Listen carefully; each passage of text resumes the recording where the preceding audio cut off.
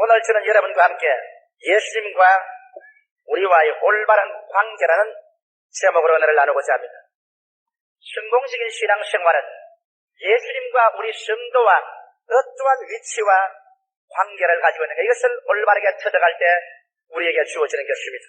여러분, 어떤 가정도 남편과 아내의 올바른 위치와 관계 및 부모와 자식의 정당한 위치와 관계를 이해하고 그 질서를 지키는 데서 평안이 오고 행복이 올 수 있는 것입니다. 예수님과 우리의 관계는 그러면 도대체 어떠한 관계일까요? 수없이 많은 사람들이 오랫동안 교회에 나오면서 주여 주여 부르시고 다니면서도 은혜의 생활에 깊이 들어가지 못하고 신앙의 성장과 발전이 없어서 나는 왜 이런가? 그런 질문을 한 사람들이 있습니다. 그것은 주와 올바른 관계와 위치를 알지 못하고 내 위치를 지키지 못하기 때문에 그런 것입니다. 오늘 첫째로 예수님과 여러분과 나의 관계는 주종의 관계에 있다는 것을 여러분이 깨달아 알아야만 되는 것입니다. 성경은 이것을 몇 가지 비유로서 우리에게 댓글하고 놀랍게 가르쳐주고 있습니다. 남편과 아내의 관계로서 예수님과 우리의 관계를 성경은 비유하고 있는 것입니다. 여러분, 남편과 아내의 관계가 정상적일 때는 남편이 가정의 인도자가 되고 아내는 따르는 협조자가 되는 것입니다. 어떠한 가정도 남편이 가정을 주도하지 못하고 아내가 내주장을 해서 가정을 인도하기 시작하면 그 가정 콩가루 집안입니다. 그 가정에 절대로 행복이 있을 수가 없고 나래 그 가정에 평안이 있을 수가 없습니다. 내주장의 가정은 이것은 하나님이 세운 법도와는 틀리는 것입니다. 우리의 신앙생활, 남편과 아내로 비유했기 때문에 우리의 신앙생활에 예수님이 절대 주장을 하셔야지. 우리가 무엇인지 주장하기 시작하면 신앙은 깨어지고 마는 것입니다. 그뿐 아니라 이제 가정에서 남편은 보호자가 되고 아내는 피보호자가 됩니다. 어떻게 하든 자원 남편이 집도 마련하고 남편이 처자를 보호하는 위치에 있어야 될 것입니다. 남편이 아내의 보호를 받게 되면 그 남편은 무기력해지고 열등의식과 좌절감에 빠져서 가정에 파탄하고 인생에 파탄을 해버리고 마는 것입니다. 이와 같이 예수님은 보호자시고 우리는 피보호자인 것입니다. 또한 가정에서 남편은 생활수단을 마련하고 아내는 그것을 경영하는 책임이 있습니다.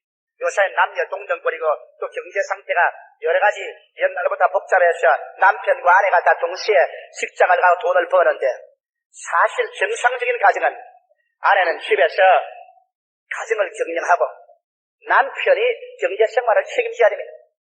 나는 20여 년의 신앙생활과 목회생활을 통해서 아내가 남편보다 경제활동이 활발하고 돈을 잘 벌이는 가정치고 한 가정도 행복한 가정은 못 봤었어요. 여자가 돈을 더 잘 벌어서 가정 경제를 인정하면 남편은 무기력해지고 무능해지고 열등의식과 좌절의식에 빠져서 늘 원망하고 불편하고 폐인이 되어버리고 마는 것입니다. 이러므로 여자가 어지간하면 돈을 벌고 싶거들랑 남편보다 적게 벌어야 돼. 그래서 남편을 열등의식과 좌절감 속에 빠뜨리지 말아야 되는 것입니다. 당연히 남편은 생활수단을 마련하고 아내는 그것을 격려해야 되는데 이것이 바로 예수님과 우리와의 관계인 것입니다. 또 남편은 자식을 주고 아내는 받아시키렵니다. 아내 혼자 자식을 낳을 수도 없고 남편 혼자 자식을 낳을 수도 없습니다.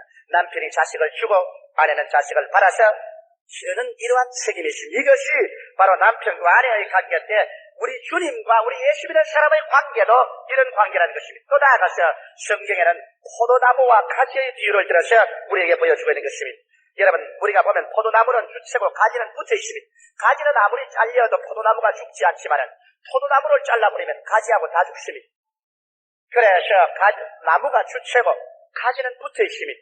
예수님이 주체고 우리는 붙어 있는 것입니다. 포도나무가 가지를 붙잡아주지 가지가 포도나무를 붙잡고 있지 않은 것처럼 주님이 여러분과 나를 붙잡아 주시지 여러분과 내가 주님을 붙잡고 있지는 않습니다. 또 포도나무가 우리에게 습기와 양분을 올려 나무 가지에 올려주셔서 잎이고 꽃피고 열매 맺게 하지 가지가 이것을 끌어당겨서 잎이고 꽃피고 열매 맺지 않습니다.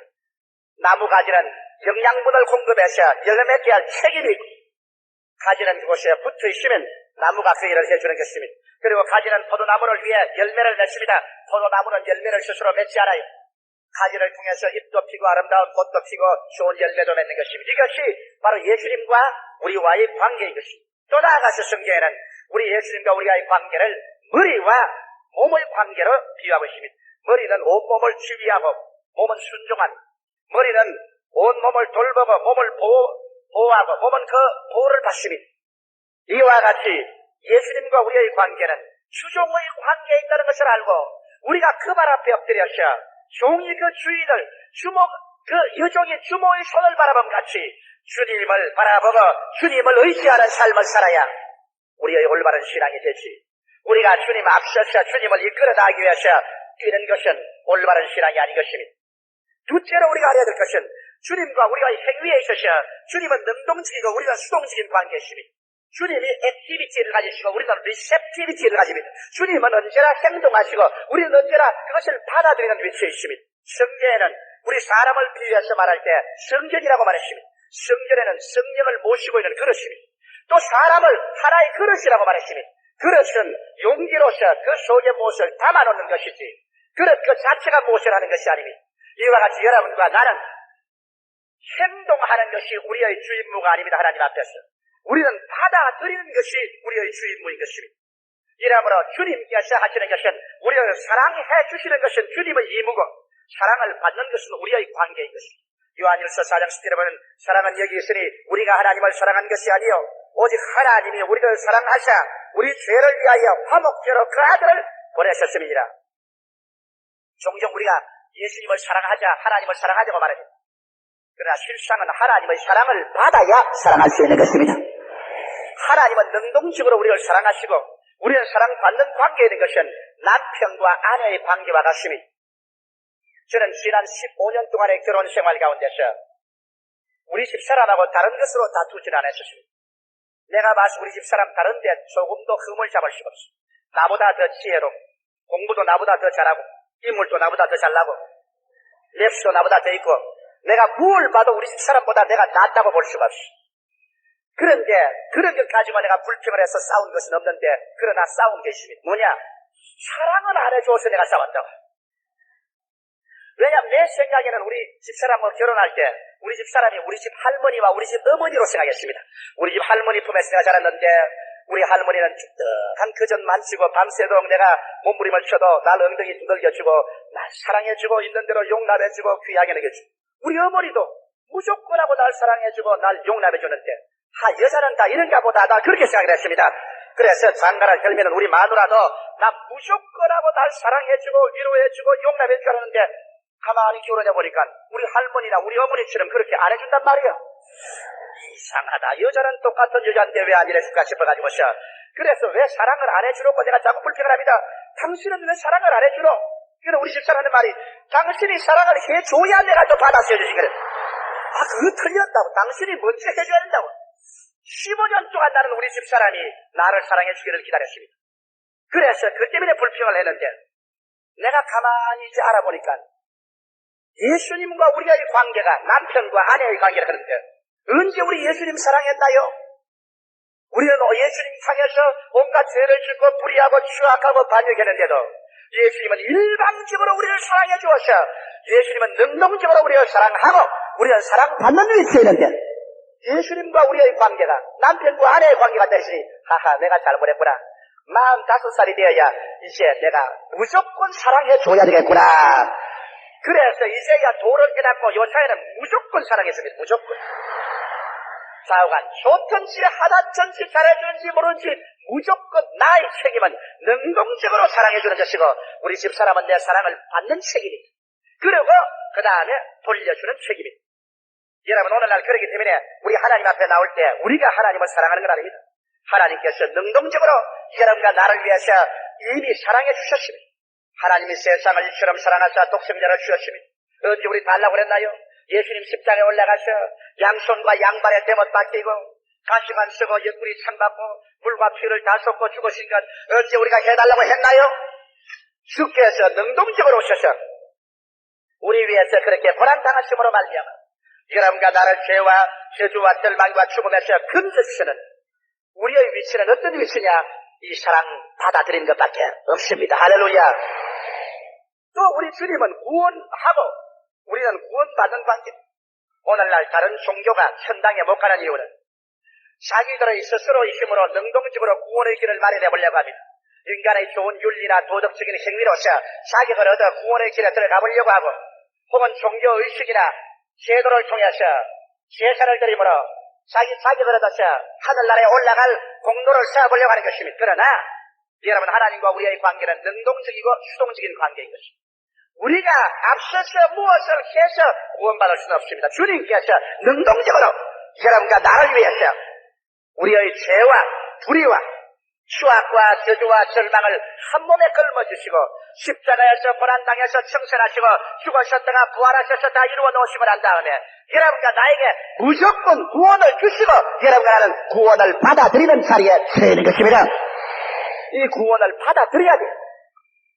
죄를 지었음에도 불구하고 못났음에도 불구하고 버림을 받아야 마땅함에도 불구하고 죄 지은 그대로 못난 그대로 빌손는 그대로 수고하고 무거운 짐진 자들은 다 내게로 오라 내가 너희를 쉬게 하려. 주께서 말씀하시는 것은 주님 편에서 일방적으로 능동적으로 여러분과 나를 오늘 구원해 주시는 것입니다. 그러므로 우리는 있는 그대로 구원을 받아들이면 구원을 받는 것입니다. 이런 관계인 것입니다. 또 예수님께서는 치료하는 관계에 있고 우리는 치료받는 관계에 있습니다. 예수님께서 여러분과 나를 치료하기 위해서 그런 빌라도의 뜰에서 군인들에게 등거리에 찢어지도록 갈기갈기 얻어맞고 피를 쏟았습니다. 제가 채찍에 맞음으로 우리가 나음을 입었더라. 제가 우리 연양을 친히 담당하시고 병을 짊어지고 가셨더라. 예수님이 능동적으로 우리를 위해서 병을 청산하시고 난 다음에 이제는 우리에게 그냥 치료를 받아들이라고 말하고 있는 것입니다. 여러분의 있는 그대로 주님을 받아들이고 치료를 믿을 때 주께서 치료의 능력을 베풀어 주겠다는 것입니다. 그리고 또 주님은 축복하는 관계이고 우리는 축복받는 관계인 것입니다. 복음이란 바로 여러분 축복의 종교인 것입니다. 성경은 말씀하기를 예수께서 회개하라 천국이 가까워 왔다. 복음을 전하러 왔습니다. 여호와께서 내게 기름 부으셨으니 나로 하여금 가난한 자에게 복된 소식을 전하게 하고 그러므로 예수 그리스도 교회는 가난을 제하고 복을 가져오는 능동적인 신앙인 것입니다. 이러기 때문에 예수께서는 오늘날 여러분과 나에게 오셔서 주님은 능동적으로 축복하고 우리 예수 믿고 순종하면 저주와 가난에서 해방을 얻는 기적이 우리의 생활 속에 일어나게 되는 것입니다. 예수님이 왜 말구유에서 태어난지 아세요? 무엇 때문에 예수님이 33년 동안 헐벗고 굶주리며 여우도 꿀이 있고 산새도 들짐이 있는데 인자는 머리 둘 곳이 없다고 방황하며 시장하셔서 아침에 무화과 나무 밑을 찾아간 그 이유가 된지 아십니까? 왜 예수님께서 십자가에 못 박여 죽으셨으며 무덤이 들어갈 내 무덤 없어서 아리마대 요셉의 무덤을 빌려서 들어간지 아십니까? 성경 고린도후서 8장 9절에 우리 주 예수 그리스도의 은혜를 너희가 알거니와 부유하신 자로서 너희를 위하여 가난하게 되시면 그의 가난함을 인하여 너희로 부유하게 하려 하심이라고 말씀하고 있는 것입니다. 능동적으로 예수님은 당신이 가난을 몸에 다 짊어지고 가난의 독소를 다 부어버리심으로 말미암아 이제 예수를 받아들이면 여러분이 모두 다 축복을 받을 수 있도록 주님께서 그 길을 예비하고 열어놓은 것입니다. 이러므로 예수님은 축복하는 자요 여러분과 나는 축복받는 자인 것입니다. 또 나아가서 예수님은 인도하고 우리는 인도받는 관계에 놓여 있는 것입니다. 우리가 무엇이든지 좌로 우로 결정을 해서 마음대로 나가면 안 됩니다. 오늘날 예수님과 우리의 관계는 주께서 크고 작은 일에 능동적으로 주님 인도하기를 원하시는 것입니다. 그리고 우리는 인도받는 자리에 놓여 있는 것입니다. 내가 불광동에서 목회할 때 내가 그때 교회를 짓는데 거기 와서 도와주던 청년한 사람이 이런 간증을 했습니다. 자기는 주를 위해서 이렇게 몸바쳐 일하는 건 큰 즐거움이라. 왜 그러냐? 자기가 6.25 사변 때 일선 병사로 나가 싸울 때 열렬한 신자로 기도를 늘 했는데 하루는 아침에 자고 그러니까 아무래도 자기 부대가 습격을 받을까 마음이 불안을 합니다. 그러나 전쟁이 터졌는데 집중 투하를 받아서 자기 부대원이 거의 다 전멸한 것이었습니다. 그런데 포탄이 비오듯이 퍼부는데 앞에 이렇게 파인대가 있었어요. 그곳에 뛰어들어가 숨을 넣고 일어나서 뛰려고 하는데 그의 음성이 초령이들이 들어갑니다. 앉아라. 그러면서 또 소리 와서 어깨를 확 누르더랍니다. 확 주저앉으니까는 바로 그 자리에 포탄이 들어서 빵 하고 치더랍니다. 자기가 거기에 뛰어들어갔으면 산산조각이 나고 말하실 것인데 주님께서 인도해 주심으로 말미암아 살았으니 이제는 남은 여생은 주만 위해서 산다는 그런 말을 하는 거 보았습니다. 주님은 오늘 우리의 지극히 적은 생활에도 능동적으로 인도하기를 원하십니다. 그 다음에는 주님이 우리를 능동적으로 보호하고 우리는 보호받는 관계이십니다.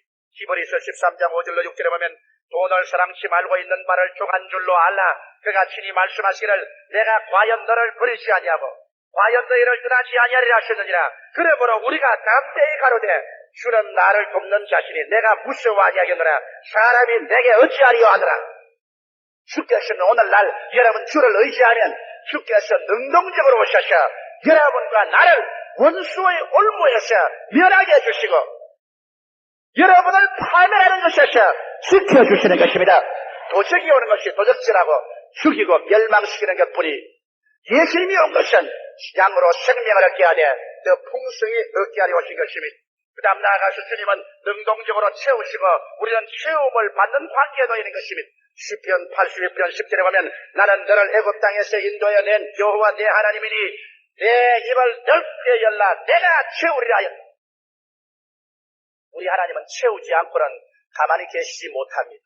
저 푸른 하늘에 별들로 채우시고 이 육지의 삼라만상으로 채우시고 저 바다의 물고기로 채우시고 우리 주님은 빈 것을 그대로 둘 수가 없습니다. 하물며 주님께서 친히 죄악의 애굽 세상에서 데리고 나온 여러분과 나를 빈 그릇으로 그대로 돌려보낼 수가 없습니다. 셋째로 이와 같은 주님과 우리의 관계 속에서 그러면 우리가 해야 될 의무가 무엇입니까? 오늘날 우리가 올바른 의무만 다한다면 여러분 예수 믿는 사람은 진실로 염려와 근심 없이 세상을 살아갈 수 있습니다. 수고하고 무거운 짐진 자들은 다 내게로 오라. 내가 너희를 편히 쉬게 하겠다 하신 주님께서 여러분과 나 한 사람 한 사람 주를 믿는 사람을 주님께서 좋은 남편으로서 위대한 포도나무로서 위대한 머리로서 우리들을 여러분 능동적으로 채우기를 원하시는데 여러분과 나 한 사람 책임지지 못하겠습니까? 그러나 여러분과 내가 성도의義務를 다해야 되는 것입니다. 요한복음 15장 5절에 보면 나는 포도나무요 너희는 가지니 제가 내 안에 내가 저 안에 있으면 이 사람은 과실을 많이 맺다니 나를 떠나시는 너희가 아무것도 할 수 없느니라. 여러분과 나에게 주님께서 선택의 자유의지를 주셨습니다. 이렇기 때문에 주님과 우리의 관계를 올바르게 알고 또 주님의 능동적인 관계와 우리의 수동적인 관계를 알고 우리가義務를 선택적으로 잘할 때 주님께서 우리 가운데 역사할 수 있는 것입니다. 그러면 우리가 어떤義務를 다해야 될까요? 우리에게 믿음의義務가 있는 것입니다. 여러분과 나는 믿어야 되는 것입니다. 이심하고 따라가지 아니하면 아무것도 할 수가 없는 것입니다. 하나님과 우리의 관계는 믿음으로 말미암아 이루어지는 관계이기 때문에 성령께서 우리 마음속에 믿음을 주실 때 믿고 따라가야 돼요. 부인이 남편을 항상 의심하고 따라가지 아니하면 남편이 부인을 이끌어갈 수 없는 것입니다. 자녀가 부모를 믿어야 되는 것처럼 여러분 예수님을 믿어야 되는 것입니다. 또 우리는 순종의 의무가 있는 것입니다. 우리가 하나님께서 말씀하시면 내게 괴로울지라도 내게 손해난다고 생각할지라도 우리는 순종해야 되는 것입니다. 좋은 것만 따라가고 내게 좋지 않을 때도 안 따라간다는 이러한 태도를 가지면 주께서 우리를 붙들어 줄 수가 없는 것입니다. 이러므로 주의를 거룩하게 지켜라 순종해야 될 것입니다. 다른 여러 가지 요건이 있어도 제껴놓고 순종하여 주의 나라를 거룩히 지켜야 될 것입니다. 11조를 주님 재단에 드리라고 할 때 우리에게 여러 가지 필요 요소가 있을지라도 이것을 우리가 드려야 될 것이요. 그리스도를 위해서 거룩한 삶을 살으라고 말할 때 우리 순종해야 될 것입니다. 근신의 의무가 있습니다. 우리는 영과 마음과 몸을 주의 재단에 드려서 주를 영원하기 위해서 사는 근신의 의무가 있습니다. 어떠한 부인도 남편에게 헌신할 때 그 남편의 사랑을 받지 이무적으로 그저 남편과 같이만 지나고 헌신하지 않을 때 남편의 사랑을 받을 수가 없는 것입니다. 충성의 의무가 있는 것입니다. 한번 주님을 따르면 좋을 때만 충성할 뿐 아니라 어려울 때도 충성해야 되는 것입니다. 오늘 세상은 그렇지 않다 보니까 생활이 좋을 때는 서로 부부간에 충성하다가 생활이 어려워지니까 남편이 부인을 버리고 부인이 남편에게 반발하는 것 종종 보았는데 충성심이 부족해서 그런 것입니다. 끝까지 충성해야 되는 것입니다. 그리고 감사로 받아들일 의무가 있습니다. 우리는 주님 앞에 나올 때 축복을 달라고 구하고 받아들여야 될 의무가 있습니다. 주는 것 안 받아주고 사양하면 안 되는 것입니다. 내가 자격이 없으니, 내가 행한 것이 없으니 이것을 어떻게 받을까요? 그렇게 해서는 안 됩니다. 주님께서 주시는 축복을 감사로 받아들여야 되고, 그 다음에 여러분에게 주신 축복을 잘 관리할 의무가 있습니다. 여러분의 영을 관리하고 마음을 관리하고 육체와 건강을 관리해야 될 것이요, 여러분의 가정을 관리하고 여러분 사업체를 관리하고 여러분의 기업을 관리해서 30배, 60배, 100배로 열매 맺게 해야 되는 것입니다. 하나님이 맡겨주신 것인데 이걸 잘 관리하지 못하면 하나님이 그 맡겨주실 수가 없는 것입니다. 그 다음 열매 맺을 의무가 있습니다. 여러분께서 영혼이 잘됨같이 범사에 잘됨에 강건한 열매뿐 아니라 수많은 사람에게 그리스도 영광을 나타내고 전도해서 열매를 맺고 더 맺고 많이 맺을 때 예수님의 참 제자가 되고 하나님의 참 영광을 나타낼 수 있다는 것입니다. 나는 중국 내지 선교에서 위대한 선교의 성공을 한 허드슨 테일러 목사의 간증을 마음속에 잊을 수 없습니다. 허드슨 테일러 목사는 영국에서 아무도 도와주지 않고 아무도 선교의 백그라운드가 없이 믿음으로 중국으로 출발했습니다. 그러나 오직 하나님께 기도함으로 말미암아 복음을 전도하기 시작했는데 점점 축복을 받아서 선교 영역이 넓어졌습니다. 더 많은 선교사가 필요했습니다. 더 많은 돈이 필요했습니다. 그래서 그런 있는 힘을 다하여 편지를 내어서 선교사들을 모집하고 사람들에게 돈을 도와달라고 편지를 내고 해서 내지 선교를 하다가 나중에 한계집에 도달했습니다. 일터는 점점 많아지고 사람의 수는 모자라고 돈은 충분하지 아니하고 나중에 염려와 근심을 하다가 신경쇠약증에 걸릴 지경이 되었습니다. 잠을 잘 수가 없고 일어나도 앉아도 염려와 근심으로 말미암아 그 마음이 짓눌러 견딜 수가 없었습니다. 그런 아주 막다른 골목에서 그런 방 안에 왔다 갔다 안절부절하다가 성경을 펼쳐서 요한복음 15장을 읽기 시작한 것입니다. 요한복음 15장에서 그런 눈이 번쩍 뜨였을 것입니다. 나는 포도나무여 너희는 가지라. 예수님께서 나의 포도나무가 되시고 내가 그의 가지가 되었다. 그러면 예수님이 나를 붙드는 것이지 내가 예수님을 붙드는 것이 아니고 예수님이 나에게 영습기와 양분을 주는 것이지 내가 모으는 것이 아니다. 예수님이 능동적이고 나는 수동적이다. 그러면 주께서 나를 중국 내지로 보내셨으니 주님께서 여기에 내가 열매 맺을 수 있는 모든 일원과 자원은 주님 책임이지 내 책임은 아니다. 주께서 책임지게 하냐. 내가 잘못 믿었구나.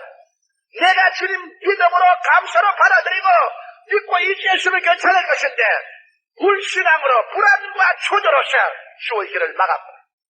하우스 테일러는 그 자리에서 꿇어뜨렸습니다. 그런 하나님 앞에 불신앙을 통곡하고 죄를 회개했습니다.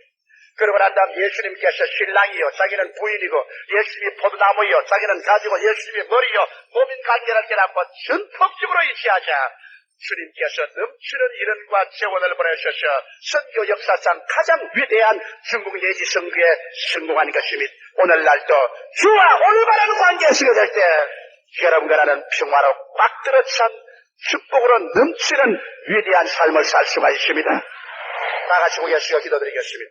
살아계신 우리 하나님 아버지, 한없으신 은혜와 사랑을 감사합니다. 주님은 우리의 신랑 되시고 우리는 그의 신부가 됨을 감사합니다. 주님은 우리의 포도나무가 되시고 우리는 그의 가지가 됨을 감사하옵나이다. 주님은 우리의 머리가 되시고 우리는 그의 몸이 되심을 감사합니다. 주님은 채우는 것이 주의 주임무고 우리는 받아들이는 것이 우리의 임무인 것을 감사하옵나이다. 하나님 아버지, 우리들은 주 앞에서 모두 다 열심으로 믿게 도와주시옵시고 순종하고 헌신하고 충성하고 감사로 받아들이고 잘 관리하고 열매 맺는 우리들이 되게 하여 주시옵소서. 그래서 예수 그리스도의 능력으로 말미암아 어느 곳에 가든지 영혼이 잘 되게 하여 주시옵시고 범사가 형통하게 하여 주시옵시며 강건하고 열매를 맺되 더 많이 맺게 하여 주시옵시고 주의 기적이 충만한 백성들이 되게 하여 주시옵소서. 예수님 이름 받들어 기도드리옵나이다. 아멘. 잠시 동안 고개 숙이시기 바랍니다. 이 시간에 우리 주 예수께서 여러분을 찾고 계십니다. 여러분이 주님을 찾는 것이 아니라 주님이 여러분을 찾고 있는 것입니다. 여러분이 구원을 창조하는 것이 아니라 예수께서 구원을 여러분에게 주시기를 원하시는 것입니다. 오늘 이 시간에 여러분의 생애 가운데 위대한 기적이 나타나게 됩니다. 여러분이 자격이 있어 그런 것이 아니라 천지와 만물을 지으신 하나님께서 여러분을 사랑하셔서 능동적으로 주체적으로 여러분의 영과 마음과 몸과 생활에 축복을 퍼부어 주기를 원하시고 있는 것입니다. 살려주기를 원하시고 있는 것입니다. 나는 아직 예수를 믿지 않습니다. 나는 믿다가 타락하시나 주께로 돌아오기를 원하니 나를 위해서 기도하시고 인도하십시오 하시는 분은 이 자리에 일어나 주시기 바랍니다. 대강당, 기념관, 베들레헴, 예루살렘 1층홀, 이 방송을 듣고 계시는 전국의 청취자 여러분, 중공에 계신 청취자 여러분들, 이 텔레비를 시청하고 계시는 전국의 시청자 여러분이나 미국이나 오스트라리아나 그곳에 텔레비를 시청하고 계시는 여러분, 이 시간에 그 자리에서 결정을 내리고 일어나시기 바랍니다. 이 시간에 일어나시 예수 그리스도를 오늘 구주로 모셔드리기 바랍니다. 보라, 지금이 은혜 받을 만할 때와 지금이 구원의 날인 것입니다. 내일로 미루지 마십시오. 내일은 여러분에게 다가오지 않습니다. 바로 이 시간에 하나님 성령께서 여러분의 가슴의 문을 두길 때, 이때 결단을 내리고 주님 앞에 여러분의 세계를 내어 맡길 때, 오늘부터 주님께서 여러분의 인생을 책임져 주시고 그리스도와 함께 사는 영광스러운 삶이 출발하는 것입니다. 일어나신 여러분 이 기도를 따라해 주시기 바랍니다. 이 기도는 구원에 이르는 신앙 고백의 기도인 것입니다. 사랑하시는 예수님, 저는 죄인입니다. 어디에서 와서 무엇 때문에 살며 어디로 가는지 알지 못하고 방황하며 지냈습니다. 오늘 하나님의 말씀을 듣고 믿음으로 일어났습니다. 예수님의 십자가 보혈로 저를 씻어주시옵소서. 저를 위하여 죽으시고 저를 위하여 부활하신 예수님을 제 구주로 모셔드립니다. 지금부터 천국 갈 때까지 주님과 함께 살겠습니다. 저를 구원해 주심을 감사합니다. 예수님 이름으로 기도드리옵나이다. 아멘. 예수님을 구주로 모신 분 아멘 하십시다. 예수님은 여러분의 신랑이요 여러분은 신부입니다. 그는 포도나무요 여러분은 가지입니다. 그는 머리요 여러분은 몸의 지체입니다. 오늘 이 시간부터 채우시는 주님께 한없이 받아서 우리로서 많은 열매 맺도록 주님 앞에 새로운 믿음 순종 생활을 해야 되겠습니다. 우리 다 같이 주님의 보혈, 주님의 보혈, 보혈의 잔마신에 한 장 다 같이 부르십시오.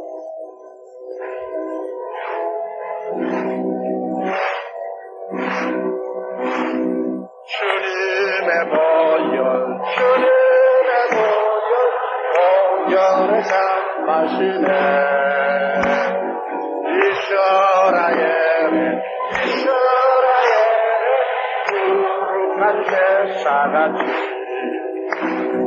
무게 오르고인데 주가신 주보여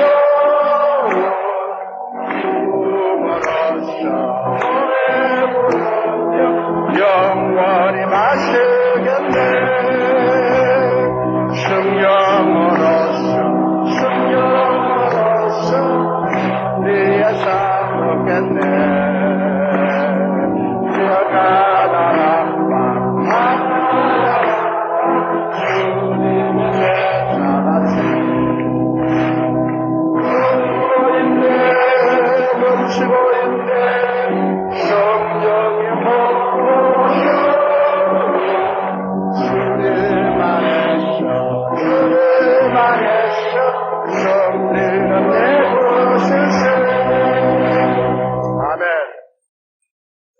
가운데 병든 자가 있느냐?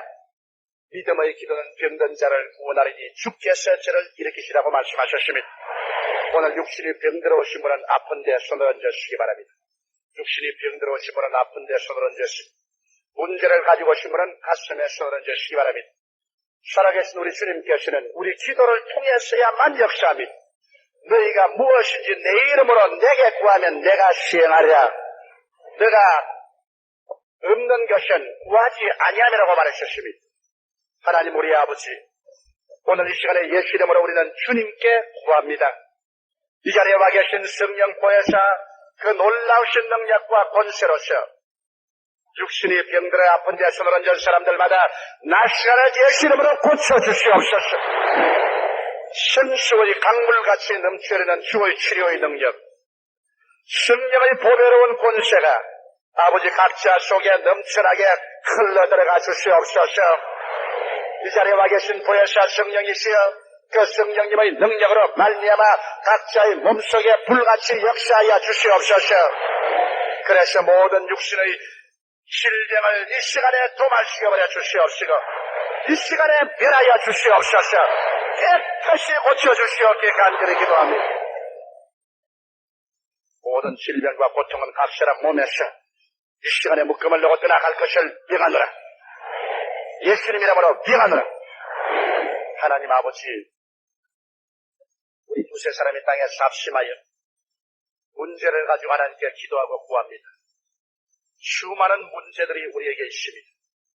그러나 우리가 믿음으로 오늘 합심해서 주님께 기도하고 구하오니 예수 이름으로 말미암아 하나님께서 응답하여 주시옵소서. 하늘문을 여시옵시고 주의 그 능력 있는 팔을 펼쳐주셔서 마치 홍해수가 갈라지듯 요단강이 갈라지듯 여리고가 무너지듯 문제가 해결되게 하여 주시옵시고 주의 광명한 빛이 비춰지게 하여 주시옵시고 하나님의 축복이 성도들에게 함께하여 주시옵소서. 믿습니다. 예수님 이름으로 축복하고 기도드리옵나이다. 아멘. 할렐루야. 할렐루야. 할렐루야. 기도하고 구한 것은 받은 줄로 믿어라. 그리하면 그대로 되리라고 성경에 말씀하셨습니다. 오늘 우리 마음속에 우리 받은 줄로 믿으십시다. 눈에는 아무 증거 안 보이고 귀에는 아무 소리 안 들리고 손에는 잡히는 것 없어도 믿음으로 마음속에 받아들이고 감사를 드리십시다. 성경은 내 믿은 대로 될지라고 말씀하십니다.